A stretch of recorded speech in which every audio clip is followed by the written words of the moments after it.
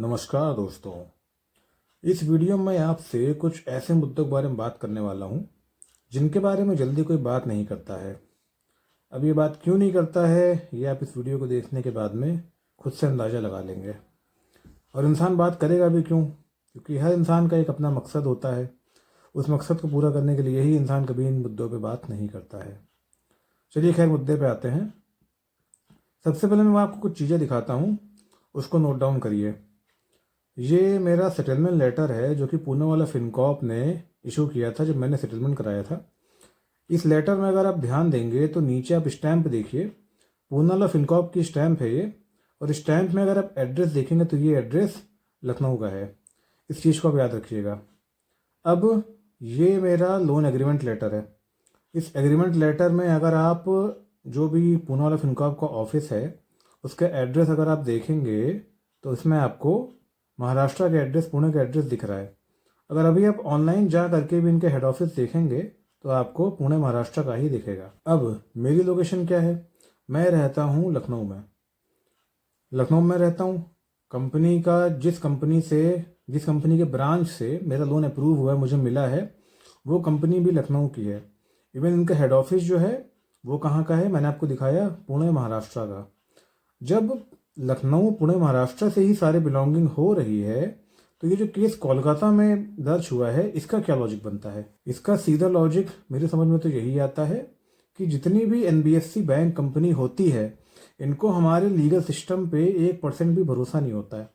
इनको अगर legal system पे भरोसा होता तो ये सिर्फ खाली किसी को हैरेस करने के पर्पज से, किसी को परेशान करने के पर्पज से, कन्फ्यूजन क्रिएट करने के पर्पज से किसी और स्टेट में केस नहीं करती। ये सिर्फ और सिर्फ अदर स्टेट में इसीलिए केस करती हैं ताकि कंफ्यूजन बनी रहे, इंसान समझ ना पाए और जल्दी से जल्दी पैसा इनका दे दे। ये पूरी तरह से एक इलीगल प्रैक्टिस होती है। इसको बोलते हैं क्षेत्राधिकार का दुरुपयोग करना, मिसयूज ऑफ अ लॉ। अब अगर ये कंपनी चाहती तो केस लखनऊ में भी कर सकती थी, लेकिन अगर ये केस लखनऊ में करती तो इतनी कन्फ्यूजन ना होती, ना सब कुछ सामने क्लियर होता। कन्फ्यूजन ना होती तो मेंटल प्रेशर कैसे आता, लीगल प्रेशर कैसे आता, जिस कारण से इसने जानबूझ करके क्षेत्राधिकार का दुरुपयोग करके इसको कोलकाता में किया ताकि कन्फ्यूजन हमेशा बनी रहे और इंसान परेशान रहे। ठीक है, ये एक बात हो गई। दूसरी बात कि ये जो धाराएं लगती हैं सेक्शन 316, 318, इन धाराओं का क्या लॉजिक है भाई? अगर सुप्रीम कोर्ट ने साफ साफ कहा है कि जितने भी फाइनेंशियल केसेस हैं, बस वो घोटाले के ना हो, जितने फाइनेंशियल केसेस हैं वो सारे के सारे आपके सिविल मैटर में आते हैं, फिर ये लोन कंपनीज उन सिविल मैटर्स को क्रिमिनल मैटर्स क्यों बना देती हैं? उसके पीछे कारण आपको मैं बताता हूँ। देखिए, अगर आज आप एक एफआईआर लिखवाने पुलिस थाने जाते हैं तो वहाँ पे एफआईआर लिखने के पहले पुलिस वाला आपसे 50 सवाल करता है। कहाँ पे हुआ केस, कैसे हुआ, कौन पार्टी ने किया है, किसने नहीं किया है, कब किया है, कैसे किया है, कोई डॉक्यूमेंट प्रूफ करो। ये सब होता है कि नहीं होता है? वही अगर आप डायरेक्टली कोर्ट जाते हैं, कोर्ट जाके एक प्राइवेटली अगर आप वहाँ पे कंप्लेन दर्ज करते हैं तो वहाँ आपसे क्या पूछताछ होती है? कुछ खास पूछताछ नहीं होती है। आप नॉर्मल अपना जो भी डिटेल्स है वो दे दोगे, जिस पे एलिगेशन लगाना है उसकी डिटेल दे दोगे, लग गया केस, हो गया। तो ये एक हिसाब से लॉ का मिसयूज ही तो है। साफ साफ जब कहा गया है कि ये सिविल मैटर है तो उसको क्रिमिनल मैटर बनाने के चक्कर में बस एक्यूज्ड का नाम दे दिया, डिटेल दे दी, जबरदस्ती की फैंसी फैंसी धाराएं लगा दी, 316, 318, 351 जो मनमाया वो लगा दिया और उतना करके एलिगेट करके उसके बाद में केस दर्ज हो गया वहीं से। अब ये तो वही बात हो गई, सामने वाले ने बोल दिया कि तुम चोर हो तो बस हो, उसके लिए डॉक्यूमेंट की जरूरत नहीं है। अब मुझे प्रूफ करने कि मैं चोर नहीं हूँ उसके लिए मुझको डॉक्यूमेंट जाके दिखाना होगा कि भाई मैं चोर नहीं हूँ। अब अगर मुझको अपने ऊपर लगाए हुए एलिगेशंस को हटवाना है तो मैं यहाँ से 1500-2000 किलोमीटर दूर जाऊँ कोलकाता ट्रैवल करके इसको हटवाने के लिए। तो ये सब क्या हो रहा है? ये सिर्फ और सिर्फ एक मजाक हो रहा है। किसका मजाक? डिफॉल्टर्स की लाइफ का मजाक। डिफ़ॉल्टर एक होता है जो मैं ये नहीं कह रहा हूँ कि डिफ़ॉल्टर सारे अच्छे होते हैं, मैं ये नहीं कह रहा हूँ, कुछ विलफुल डिफ़ॉल्टर भी होते हैं, उनकी बात मैं यहाँ नहीं करूँगा। लेकिन ज़्यादातर डिफ़ॉल्टर जो होते हैं वो मजबूर होते हैं किसी न किसी कारण से, किसी न किसी वजह से उनके ऊपर एक प्रेशर होता है जिस कारण से वो पैसा नहीं दे पाए हैं। अब एक इंसान पहले ही किसी एक चीज़ से परेशान है, पहले ही से उसका माइंड बहुत ज़्यादा डिस्टर्ब है, अब उसको आप उसके घर से लगभग 1500-2000 किलोमीटर दूर केस करके बुला रहे हो। अब एक इंसान पहले से अगर डिस्टर्ब है, उतनी दूर वो जाएगा, रास्ते में उसके साथ कुछ अगर गलत हो जाता है, मैं ये नहीं कह रहा हूँ लोकेशन गलत है, लेकिन भाई अराजक तत्व वो हर जगह पाए जाते हैं, और इंसान अगर पहले से परेशान है तो उसको परेशान करने वाले दसियों लोग और मिलेंगे। तो अगर वहाँ तक पहुँचते पहुँचते रास्ते में आप पहुँच करके उसके साथ कुछ भी गलत होता है तो क्या उसकी रिस्पॉन्सिबिलिटी कंपनी लेगी अपने ऊपर? बिल्कुल नहीं लेगी। उसको क्या पड़ी है, उसको तो खाली बस अपना जो भी रिकवरी का पैसा है वो चाहिए। मैं यहाँ किसी एक कंपनी को डिफेम करने नहीं आया हूँ, मैं यहाँ किसी एक कंपनी का नाम लेकर कोई चीज़ बताने नहीं आया हूँ। मैं बस एक जनरल बात बता रहा हूँ, किस तरह से कानून का, किस तरह से लॉज का, कॉन्स्टिट्यूशन का मिसयूज़ किया जा रहा है। उस मिसयूज़ का क्यों किया जा रहा है? क्योंकि एक कंपनी है, उसको मतलब कानून पे भरोसा ही नहीं कि आगे चल करके वो उसको इंसाफ दिला पाएगी, जिस कारण से वो नए नए हथकंडे अपना रही है सिर्फ और सिर्फ रिकवरी करने के पर्पज से। थोड़ा सेक्शन 25 वाले केसेस की बात कर लेते हैं। अभी मैंने कुछ सोर्सेज से सुना था कि 4-5 साल पहले लगभग 2000 ऐसे केसेस सेक्शन 25 के थे जो कि एक झटके में खारिज हो गए थे। कारण क्या था? पहले थोड़ा अंदर की बात जानिए। ये जो सेक्शन 25 का केस बनता है, ये कब बनता है? ये बनता है आपकी जब भी ईएमआई डिफ़ॉल्ट होती है, ईएमआई आपकी बाउंस होती है, तब ये केस बनता है। ठीक है। अब एक बैंक अकाउंट आपका है जो कि आपके एरिया में, फॉर एग्जांपल मेरा जैसे लखनऊ था, लखनऊ एरिया में एग्जिस्ट करता है, उससे आपकी ईएमआई पर मंथ कट रही है। ठीक है।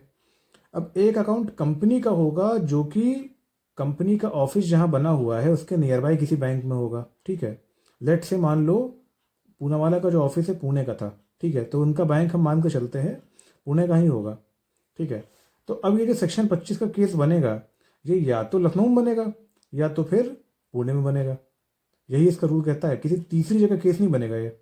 लेकिन कंपनी ने क्या किया था कि ना अपने एरिया में और ना ही कस्टमर के एरिया में, एक तीसरे एरिया जो कि कोलकाता था, वहाँ पर जाके केस फाइल किए हुए थे। जब कस्टमर्स ने उनसे पूछा कि सर आपका अकाउंट जो है, कंपनी का अकाउंट, वो कौन से स्टेट से बिलोंग करता है, कंपनी ने जैसे ही बताया कि हमारा अकाउंट तो पुणे से बिलोंग करता है, बस इतना दिखा करके अदालत में, कोर्ट में इतना दिखा करके केस सारे सारे वहीं से खारिज हो गए थे। तो बस एक सवाल मन में ये आया, तो देखो भाई, मैं कोई बहुत बड़ा क्रिएटर तो नहीं हूँ, मैं बहुत ही छोटा इंसान हूँ, लेकिन मैं कोर्ट पे कोई सवाल तो नहीं उठा सकता हूँ। लेकिन मैं बस एक बात सोच रहा था कि ऐसा कैसे हो गया। मतलब क्या इतनी भी जांच पड़ताल नहीं की गई कि जो भी केसेस किए जा रहे हैं कौन से लोकेशन से किए जा रहे हैं, क्षेत्राधिकार में आते हैं कि नहीं आते हैं? मतलब ऐसे सारे हवाम केस दर्ज हो गए। तो ये सब क्या हो रहा है? ये सब 2000 केसेस आपके ऐसे ही खारिज हो रहे हैं। क्यों खारिज हो रहे हैं? क्योंकि गलती से दर्ज हो गए थे, वो गलत तरीके से दर्ज किए गए थे। तो ये सब चीज़ें थोड़ा सा कहीं ना कहीं क्वेश्चनेबल होती हैं कि मतलब ऐसा कैसे हो जाता है, किस तरह से क्या चीज़ लगा करके ये सब चीज़ें हो जाती हैं, किस तरह से मतलब मिसयूज़ किया जाता है।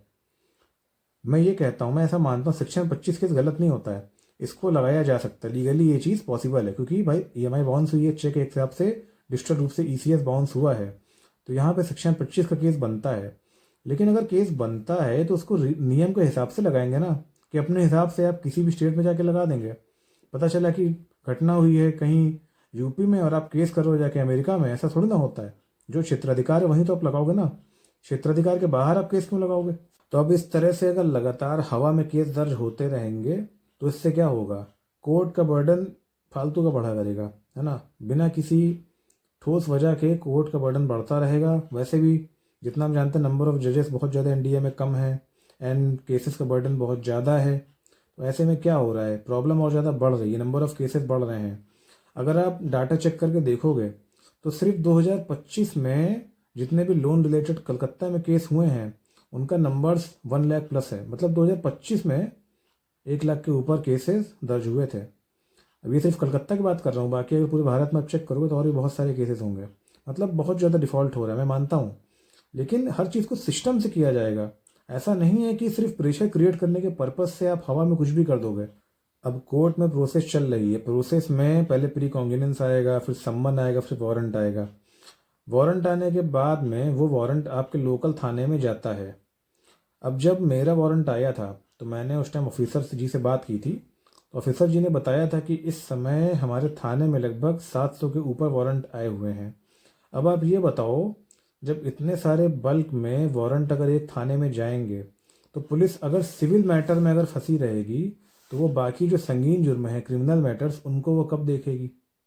तो ये सब क्या मतलब चल रहा है? कोई सिस्टम किसी चीज़ का है कि सब कुछ इसी तरह से बस एबनॉर्मल तरीके से सब कुछ ऐसे ही रफा दफा सब ऐसे ही चलता रहेगा?